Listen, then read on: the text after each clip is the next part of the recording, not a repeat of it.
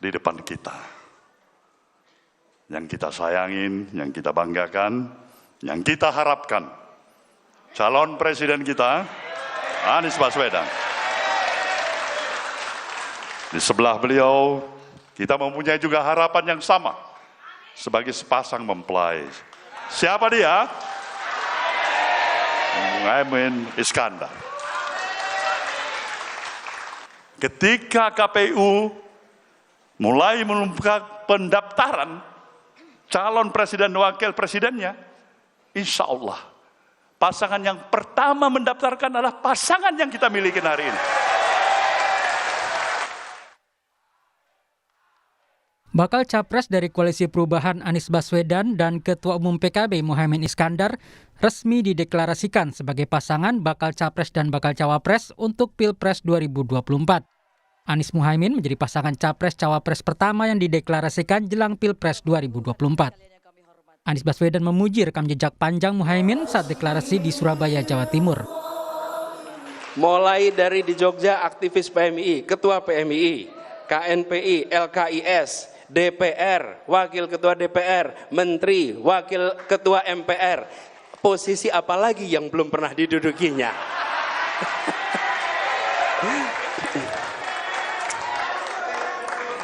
Jadi bukan nikmat apa lagi yang kau dustakan. Posisi apa lagi yang belum pernah didudukinya? Insya Allah Wakil Presiden Republik Indonesia. Sementara Muhaimin Iskandar sempat bercerita proses pencalonannya dengan Anies Baswedan sangat singkat, hanya berlangsung 3 hari. Menurutnya proses ini berawal dari pertemuannya dengan Surya Paloh.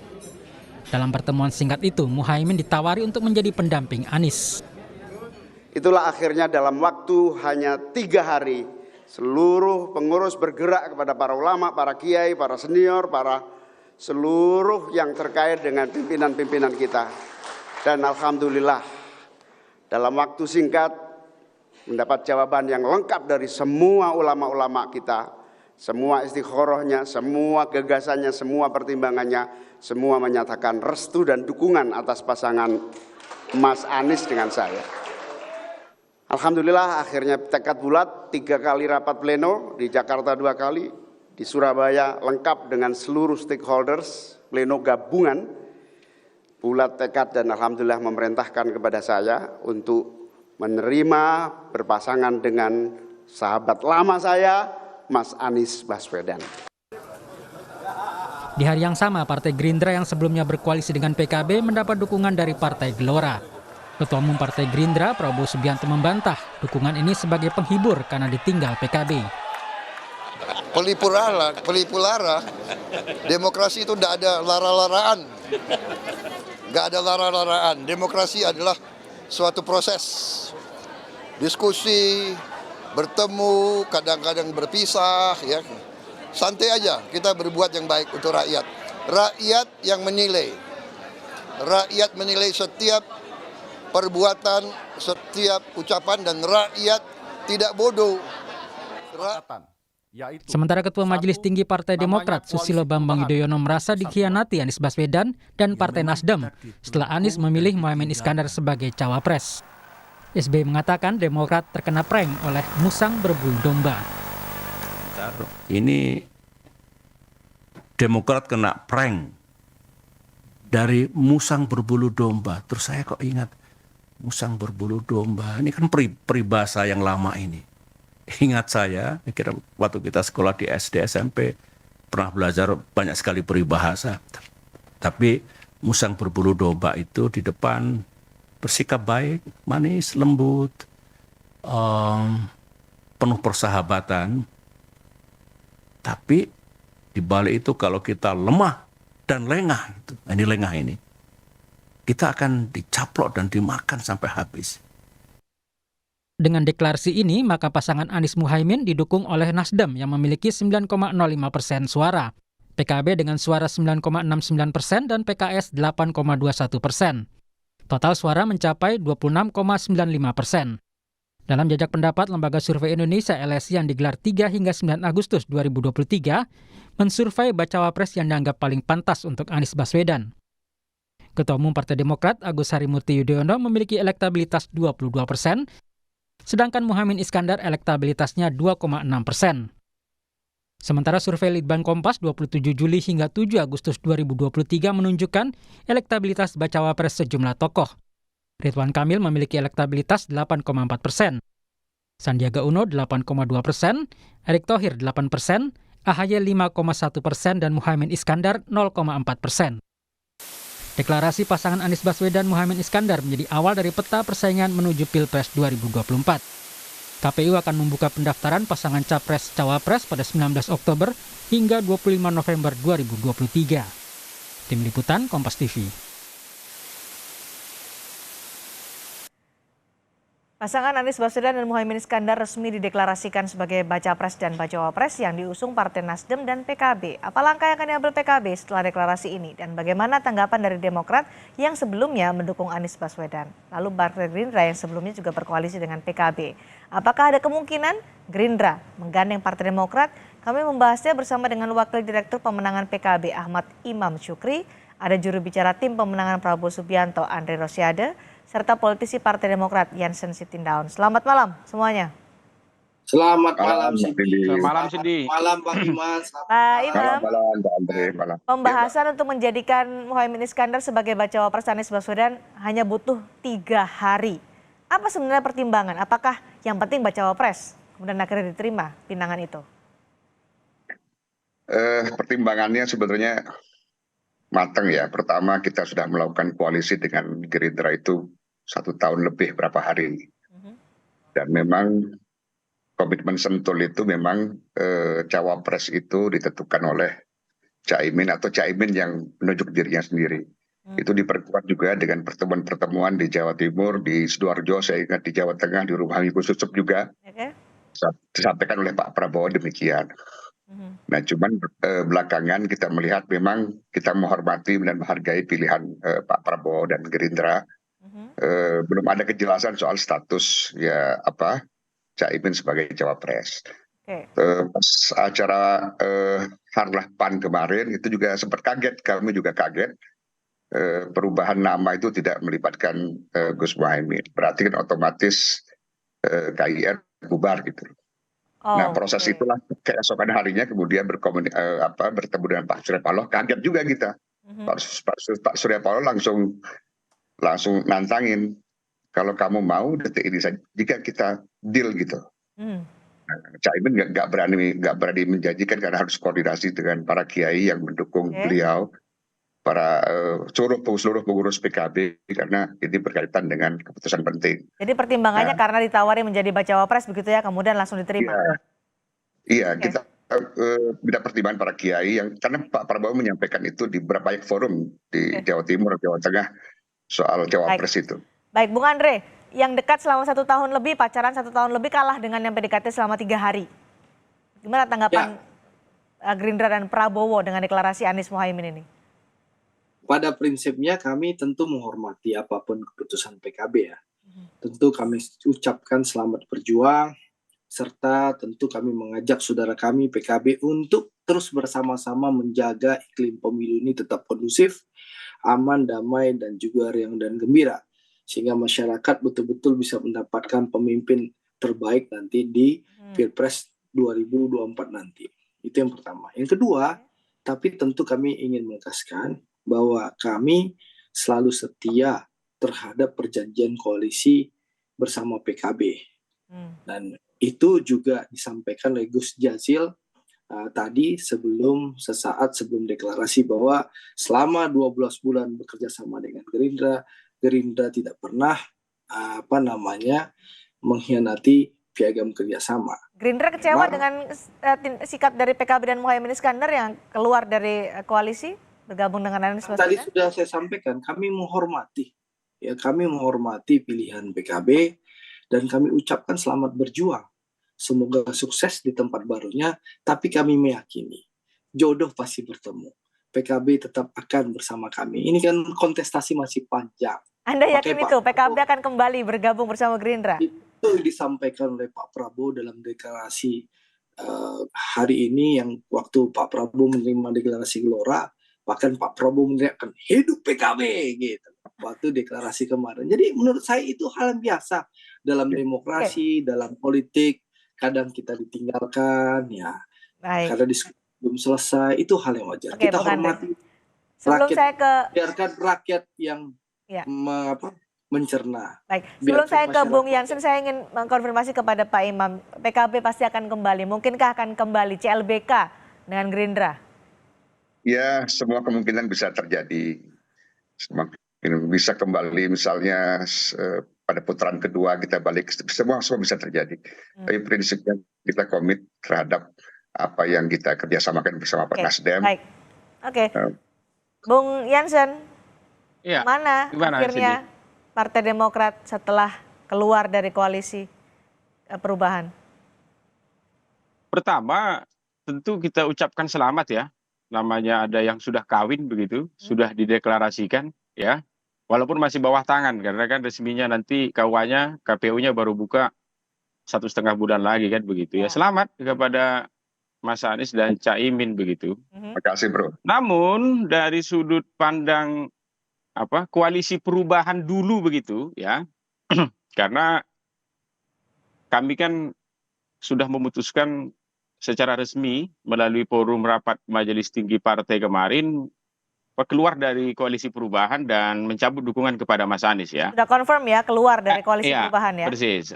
Jadi saya ingin cerita sedikit ke belakang. Namun dari sudut pandang kami begitu, yang dulu masih di koalisi perubahan ya, ini adalah kesepakatan pintu belakang begitulah. Ini backdoor ini, yang jauh dari etika dan proses decision making yang kita jaga dan jalankan selama 1 tahun koalisi perubahan kemarin berjalan begitu. Karena biasanya tuh kalau ada nama baru ya, contohnya ya itu dibahas, digodok dulu di tim 8 yang sudah dibentuk oleh 3 partai.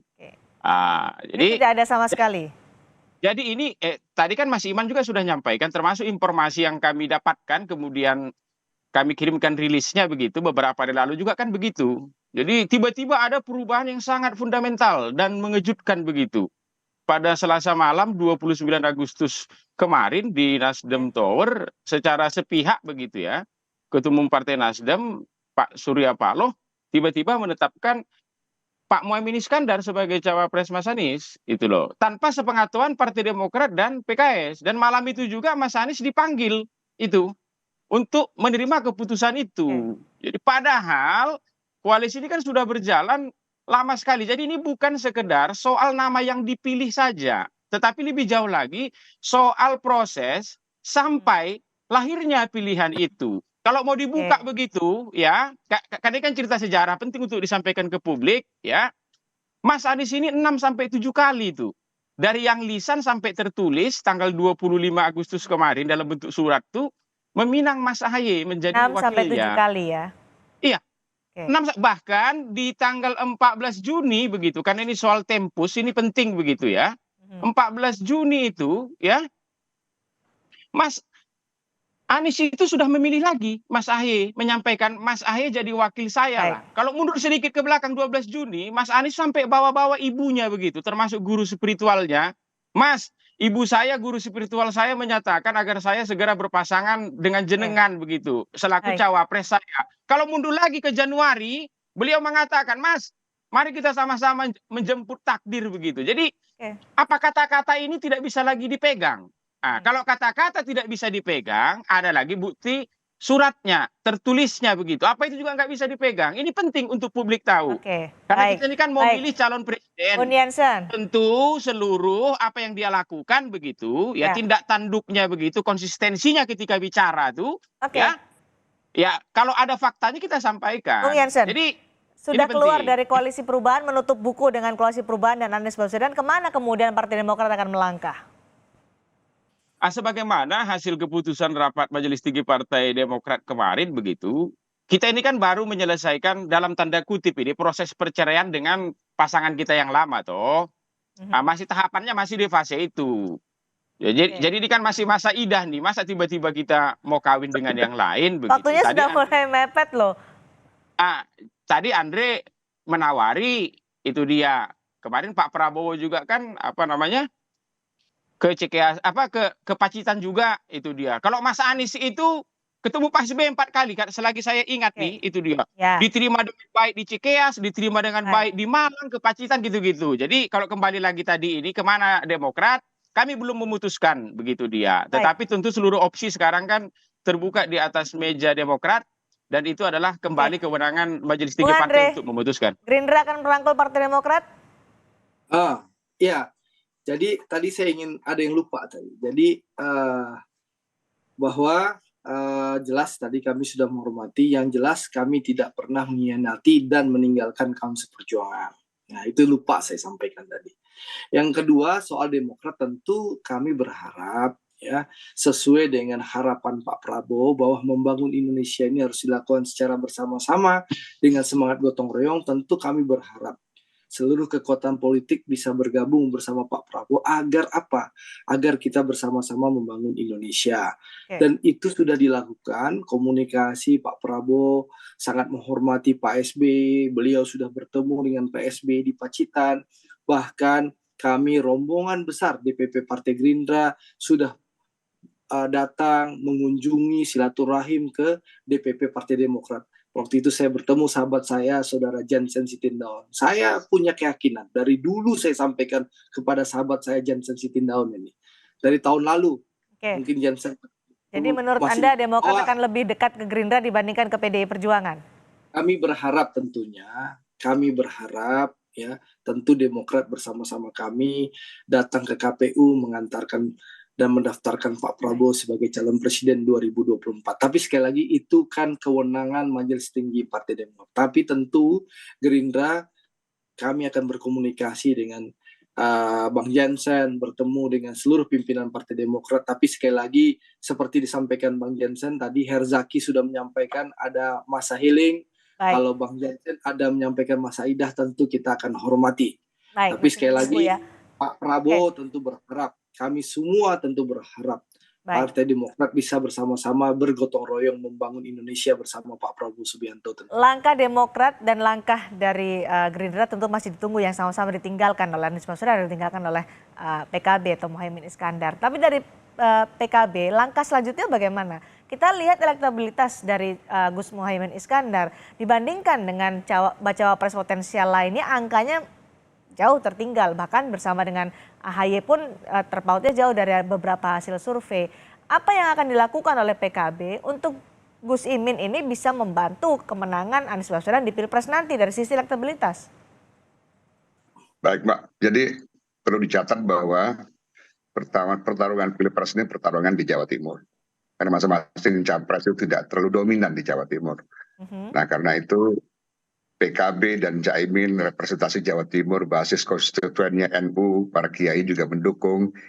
Kami meyakini itulah yang jadi alasan kenapa Pak Surya Paloh memutuskan memilih Gus Muhaimin menjadi cawapres Anies. Nah karena memang konsolidasi kita di Jawa Timur berjalan sampai sekarang, kemudian event-event besar juga kita bikin. Kita yakin insya Allah pada Pilpres mendatang pasangan Amin ini bisa insya Allah menang pada 2024. Kita juga mendoakan Pak Prabowo dan Pak Ganjar juga segera mendeklarasikan cawapresnya supaya politik kita ini sudah mulai kerja gitu loh. Kalau di akhir berarti kampanye cuma 3 bulan ya, kita pengen permainannya panjang begitu. Dorongan terbesar dari Muhaimin Iskandar untuk Anies Baswedan adalah di Jawa Timur begitu ya Pak Imam? Ya, pasti. Apakah ini kerugian bagi Gerindra ditinggalkan oleh PKB dan Gus Imin, akan kehilangan atau punya lubang di Jawa Timur, Bung Andre? Ya, kami tentu tidak ingin berspekulasi soal itu ya. Yang jelas kami tetap berjuang meyakinkan seluruh rakyat Indonesia, seluruh wilayah Indonesia dari Sabang sampai Merauke, dari Miangas sampai Pulau Rote, termasuk Jawa Timur, untuk bersama-sama Pak Prabowo untuk mengantarkan Pak Prabowo menjadi Presiden Indonesia tahun 2024. Jadi kami tetap optimis ya, sekali lagi hubungan Pak Prabowo dengan para kiai, para ulama, para habaib sudah dibangun dengan puluhan tahun yang lalu sejak beliau menjadi Jadi tidak khawatir ada lubang yang ditinggalkan oleh Muhaimin Iskandar terutama di Jawa Timur? Ya tentu harapan kami tentu ya pindahnya PKB tentu tidak akan mengurangi dukungan terhadap Pak Prabowo. Tapi kami masih optimis, insya Allah di saat yang tepat PKB akan kembali bersama Pak Prabowo, insya Allah. Oke, Pak Imam, strategi selanjutnya yang paling pasti dekat apa nih? bertemu.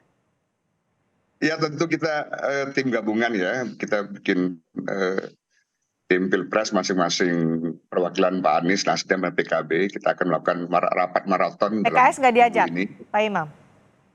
Welcome, kita welcome terhadap PKS. Semua partai yang ingin Tapi diajak? kita welcome. Iya diajak. Diundang ya? Iya diundang. Oke, apa yang akan dibahas oleh 3 partai ini? Ya tentu karena ini sudah definitif ya deklarasinya, ya kita masing-masing buat tim gabungan. Tentu pemenangan Pilpres, kemudian masing-masing partai juga rapat maraton, kemudian memetakan popularitas dan elektabilitas di semua provinsi. Kita bergerak, semua partai juga bergerak. Dalam seminggu ini kita akan maraton rapat dulu untuk memastikan gerakan kita ini solid. Oke, akan rapat maraton. Dari Partai Demokrat kan sekarang masih dalam masa tunggu, masa healing lah, masa idah kalau tadi Bung Jansen bilang. Apa kemudian yang akan dilakukan untuk mencari kawan koalisi? Ada punya syarat tertentu atau akan menawarkan apa Demokrat untuk bisa bergabung dengan koalisi PD Perjuangan atau koalisi Gerindra?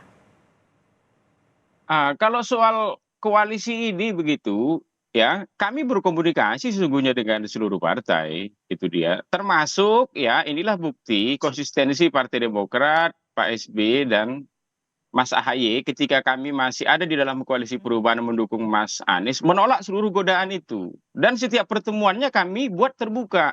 Pak Prabowo datang ke Cikeas, itu menawarkan. Mbak Puan datang ke Mas AHY, termasuk Golkar datang ke Cikeas, termasuk Caimin PKB. Baik. Itu. Dengan situasi seperti ini, apakah Demokrat akan masih menawarkan AHY sebagai bacawa pres ketika nanti akan bergabung dengan koalisi PD Perjuangan ataupun koalisi Indonesia Maju?